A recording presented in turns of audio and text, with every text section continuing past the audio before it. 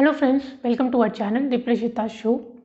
तो आज हम बात करने वाले हैं जो छोटे बच्चे होते हैं उनको चीज़ों को याद कैसे करवाया जाए। मतलब जब बच्चों का 3-4 साल में बच्चों का स्टडी पीरियड स्टार्ट होता है, बच्चों को हम थोड़ा बहुत पढ़ाना शुरू करते हैं, तो उस फेस में बच्चों को सबसे ज़्यादा प्रॉब्लम जो आती है वो आती है याद करने की। तो किस तरीके से आप चीज़ों को उनको याद करवा सकते हो, किस तरीके से चीज़ें वो याद रख सकते हैं, ये वीडियो का आज का टॉपिक। और वीडियो को शुरू करने से पहले मैं आपसे रिक्वेस्ट करूँगी, चैनल पे नए हैं तो चैनल को सब्सक्राइब ज़रूर कर लें, वीडियो अच्छा लगेगा तो वीडियो को लाइक कर लें, शेयर कर लें और कमेंट करके ज़रूर बताएं वीडियो आपको कैसा लगा।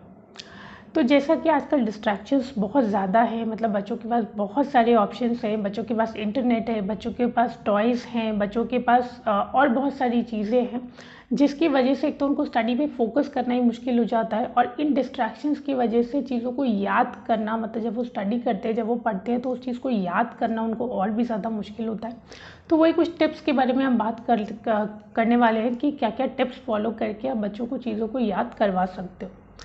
सबसे पहली चीज़ तो ये कि जब आप बच्चे को पढ़ा रहे हो, जब आप बच्चे को कोई भी चीज़ समझा रहे हो, तो सबसे ज़रूरी जो है वो ये है कि आप उसको ऐसी जगह पे लेके बैठे या ऐसी जगह पे उसको आप पढ़ाएं जहाँ पे डिस्ट्रैक्शंस बिल्कुल नहीं होनी चाहिए। क्योंकि जो सबसे बड़ा रीज़न देखा गया है वो चीज़ें याद नहीं होने का यही देखा गया है कि आप जब पढ़ा रहे होते हो तो क्योंकि बच्चे के पास टीवी भी है, बच्चे को टीवी दिख रहा है, या बच्चे को कोई ना कोई शोर आ रहा है, या बच्चे के टॉयज़ उसके पास में पड़े हुए हैं, या कोई भी और डिस्ट्रैक्शन हो सकता है जो बच्चे का फेवरेट हो, बच्चे को अच्छा लगता हो, और बच्चा स्टडी में फोकस नहीं कर पा रहा हो। तो बहुत ज़रूरी है कि जब आप बच्चे को पढ़ा रहे हैं तो एक ऐसा स्पेस होना चाहिए जहाँ पे बच्चे के पास डिस्ट्रैक्शन ना हो, बच्चे को कोई आवाज़ ना लगाए, बच्चे को कोई शोर नहीं आना चाहिए, बच्चे के कोई टॉयज़, टीवी, टेलीविज़न कुछ नहीं होना चाहिए आसपास।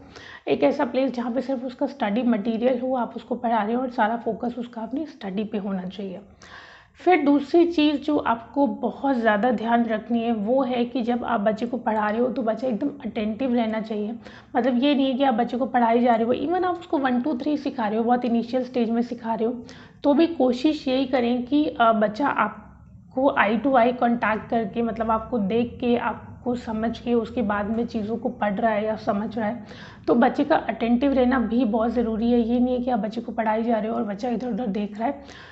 ये चीज़ें जब आप अभी से बच्चे को सिखा दोगे, बच्चा बहुत छोटा है, आपको ये करने में थोड़ी मुश्किल आ सकती है, बट अगर आप ये चीज़ें अभी से बच्चे को फॉलो कराना स्टार्ट कर दोगे तो होगा क्या, जैसे जैसे वो बड़ा होगा तो ये चीज़ें उसकी रूटीन में आ जाएंगी और आगे चीज़ों को याद करना, समझना, पढ़ना, ये सब उसके लिए थोड़ा सा ईजी हो जाएगा। तो आपको क्या करना है, आपको ध्यान रखना है कि बच्चा जो है वो अटेंटिव रहना चाहिए। उसके बाद में आप चीज़ों को याद करवाने के लिए क्या कर सकते हो, छोटे बच्चों के साथ में आप देखोगे कि कभी ना कभी ये चीज़ आपने भी करी होगी। जब बच्चा पढ़ रहा है तो ज़रूरी है कि उसको ज़ोर ज़ोर से बोल के पढ़े। अगर वो मैथ्स का कोई सम भी सॉल्व कर रहा है तो उसको बोल बोल के वो करे। अगर वो कुछ रीडिंग कर रहा है तो भी वो अच्छे से लाउडली बोल बोल के उसको करे। जब बच्चे ऐसा करते हैं तो बच्चों को चीज़ों को याद करना आसान हो जाता है। तो अगर वो कुछ भी पढ़ रहा है, अगर वो कुछ भी मैथ सम सॉल्व कर रहा है या वो कुछ भी कर रहा है, तो उसको बोल बोल के ज़ोर ज़ोर से करे। जैसे 1 2 3 भी कर रहा है तो इट्स लाइक 1 2 3, तो इस तरीके से कुछ भी आप उसको पढ़ा रहे हैं तो तेज़ तेज़ की बोल के उसको अच्छे से चीज़ें याद हो जाती है। फिर आप हाइलाइटर का यूज़ करना इस टाइम पे बच्चे को सिखा सकते हो, या डिफरेंट कलर्स का यूज़ करना सिखा सकते हो।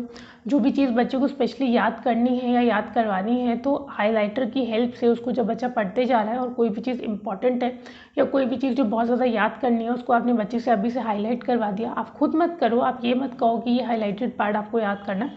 जब बच्चा रीड कर रहा है, बच्चा कुछ भी कर रहा है, तो बच्चे को उसको हाईलाइट करने दो और फिर बच्चे को पता है कि हाईलाइटेड पार्ट को उसको जो है याद करना है। या फिर आप एक चीज़ और भी कर सकते हो, हाइलाइटर अगर आप यूज़ कराना नहीं चाहते हो तो आप उस वर्ड को या उस स्पेसिफिक चीज़ को अंडरलाइन करवा सकते हो।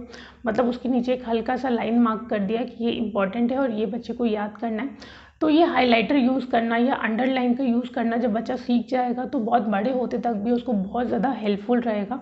तो हाइलाइटर का और अंडरलाइन का यूज़ भी बच्चे को ज़रूर सिखाएं।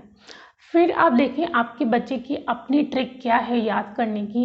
जैसे मैं आपको कह रही थी कि कुछ बच्चे बहुत तेज़ तेज़ बोल के याद कर लेते हैं चीज़ों को, कुछ बच्चे हाइलाइटर या अंडरलाइन यूज़ करके कर लेते हैं, कुछ बच्चे बहुत ज़्यादा प्रैक्टिस करके चीज़ों को याद कर लेते हैं। तो आप देखें कि आपके बच्चे के साथ क्या वर्क कर रहा है, क्योंकि हर बच्चे के साथ एक अलग चीज़ वर्क करती है। तो आपके बच्चे के साथ भी जो चीज़ वर्क कर रही है आप उसी को कंटिन्यू कराइए। ऐसा नहीं है कि हर चीज़ ही आपको फॉलो करानी है। धीरे धीरे आप देखिए कि आपके बच्चे के ऊपर क्या सूट हो रहा रहा है या क्या फॉलो कर पा रहा है आपका बच्चा, या किस तरीके से आपके बच्चे को चीज़ें याद हो रही हैं, तो आगे भी आप उसी चीज़ को कंटिन्यू कीजिए।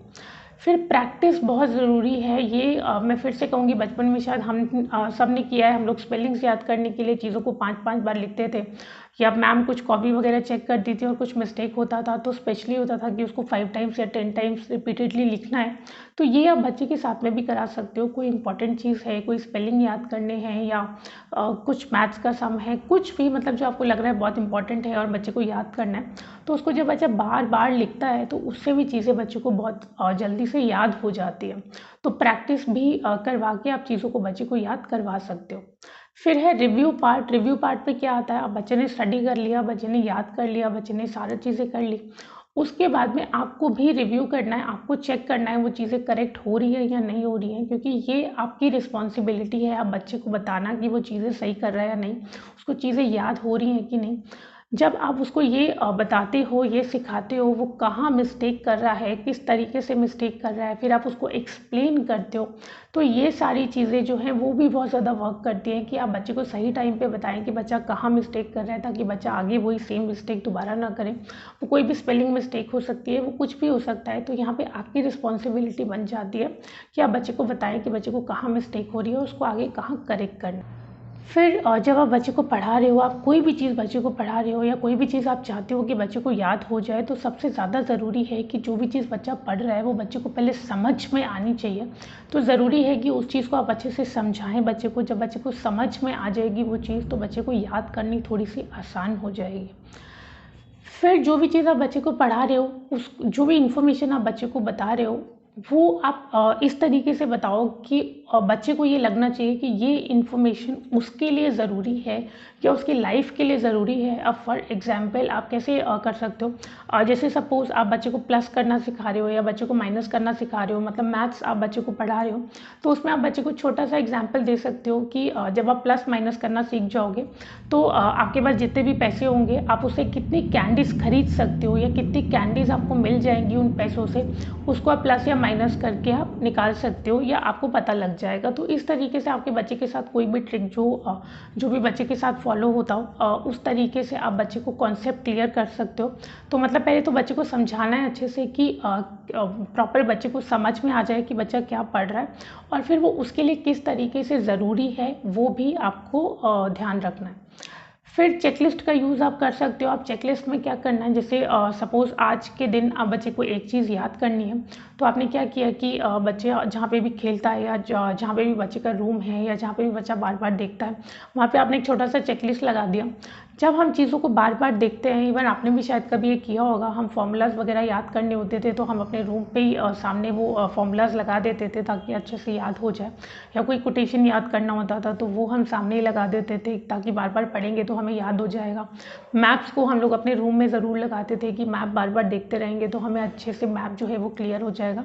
तो ये बच्चों के साथ में भी ट्रिक वर्क करती है। आप चेकलिस्ट आप बहुत तरीके से यूज़ कर सकते हो। आप बच्चे को पर्टिकुलर चीज़ याद कराने के लिए यूज़ कर सकते हो। चेकलिस्ट में आपने जो भी बच्चे को आज उसकी टू डू लिस्ट है, मतलब जो भी बच्चे को करना है, सपोज उसका बैग पैक है या उसका होमवर्क है या जो भी आप बच्चे से कराना चाहते हो या जो भी बच्चे का काम है, चेकलिस्ट आप उसके लिए भी यूज़ कर सकते हो। तो बेसिकली एक तो बच्चे को चेकलिस्ट का इंपॉर्टेंस पता चल जाएगा, चेकलिस्ट से बच्चा चीज़ों को याद कर सकता है, और आगे जाके भी मतलब जब हम बहुत बड़े हो जाते हैं, इवन कॉलेज में भी पहुंच जाते हैं, तब भी ये चेकलिस्ट वाला पार्ट हम लोग के लिए बहुत काम करता है। तो ज़रूरी है कि चीज़ें बच्चे को बचपन से ही सिखाओ कि इस तरीके से चीज़ों को याद किया जाता है या इस तरीके से चीज़ों को ऑर्गेनाइज किया जाता है। फिर है कि कोई भी चीज़ जो आप बच्चे को पढ़ा रहे हो, ज़रूरी है कि बच्चा उसमें एंगेज होना चाहिए पूरे तरीके से। जैसे मैंने आपको पहले बताया था कि बच्चा अटेंटिव होना चाहिए, बच्चा आपकी तरफ देख रहा हो, आपको समझ रहा हो, आपको समझने की कोशिश कर रहा हो।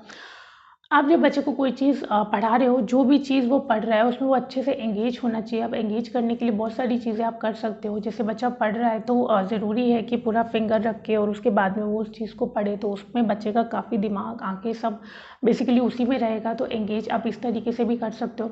सपोज़ आप ज्योग्राफी पढ़ा रहे हो बच्चे को, तो मैप वगैरह दिखा के आप बच्चे को पूछ सकते हो कि कौन सी पर्टिकुलर चीज़ की लोकेशन कहाँ पे होती है। तो इस तरीके से हर तरीके से आपको बच्चे को उस पर्टिकुलर चीज़ पे एंगेज करके रखने की कोशिश करनी है। जब बच्चा चीज़ों को अच्छे से समझेगा, जब बच्चा उस चीज़ में एंगेज रहेगा, तो बच्चे को चीज़ें वो याद करनी ऑटोमेटिकली बहुत ईजी हो सकती है। फिर लास्ट पार्ट है कि जब बच्चा चीज़ों को कर रहा है, जब बच्चा चीज़ों को याद कर रहा है, आपके अकॉर्डिंगली समझने की कोशिश कर रहा है, तो एक रिवॉर्ड सिस्टम आप ज़रूर रखिए। रिवॉर्ड सिस्टम बच्चों को बहुत अच्छे लगते हैं। उसमें आप क्या कर सकते हो, जैसे बच्चे ने कोई छोटी सी चीज़ भी सीखी है तो आप उसके लिए क्लैप कर सकते हो, आप उसको एक कैंडी दे सकते हो, एक चॉकलेट दे सकते हो, मतलब जिस भी तरीके से आपका बच्चा खुश होता है और जिस भी तरीके से आगे वो उस चीज़ को फॉलो करने की कोशिश करे, उस तरीके से आप बच्चे के लिए क्लैपिंग कर सकते हो या चॉकलेट कैंडी दे सकते हो। बेसिकली बच्चे को बहुत अच्छी फीलिंग आनी चाहिए, बच्चे को लगना चाहिए कि उसने एक बड़ा काम किया है। तो आई होप ये सारे ट्रिक्स और ये सारे टिप्स आपको अच्छे लगे होंगे। वीडियो अच्छा लगा हो तो वीडियो को लाइक ज़रूर करें, शेयर ज़रूर करें, कमेंट करके ज़रूर बताएं वीडियो आपको कैसा लगा, और चैनल पे नए हैं तो चैनल को सब्सक्राइब भी ज़रूर करना है। आज के लिए इतना ही, आगे मिलते हैं एक नए टॉपिक के साथ। Thank you so much.